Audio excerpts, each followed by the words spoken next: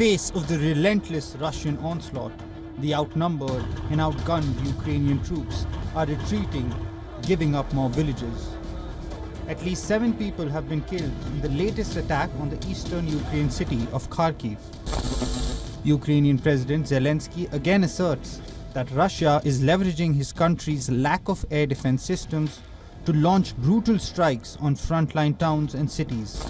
Beyond the battlefield, pressure is growing on US President Joe Biden to allow Ukraine to fire American missiles into Russian territory. The US House Speaker has told Voice of America that Ukraine needs to be able to fight back. He said the US micromanaging the Ukraine effort is not a good policy for Kyiv. Ukraine has appealed to the Biden administration to lift the ban. Kyiv is not alone in this demand. Lithuania, which is a NATO ally and shares a border with Russia, wants Ukraine to strike Russian territory, disrupt supply lines and neutralize enemy forces. Finland had said earlier that Ukraine can use weapons provided by Helsinki to hit targets on Russian soil. Remember, till now Western weapons have come with a condition. They should be used by Ukraine to hit Russian targets on its territory in defense. But the present change in tone could have wide-ranging ramifications.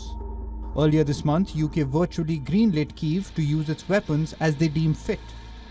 The big question is, if Ukraine is allowed to hit Russian targets, how will Moscow react?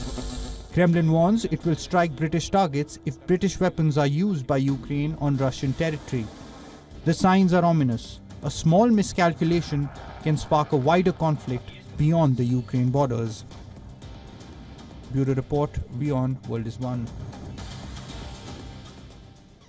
And we earlier spoke with Mr. Jonah Blank, who's a former foreign policy advisor to President Joe Biden. Listen to what he had to say.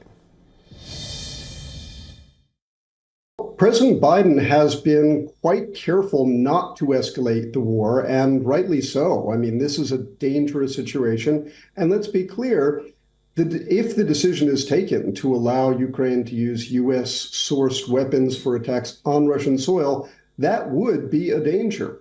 But let's also look at the other side of the equation. Vladimir Putin, at least in my judgment, is unlikely to take a reckless action in the next half year, precisely because of the pending American election.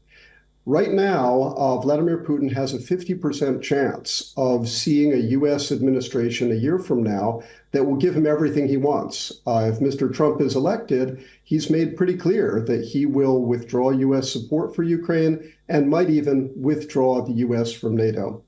If Vladimir Putin were to take reckless action before the election, that would likely hurt the cause of him getting Mr. Trump elected, which very much is in Putin's interest.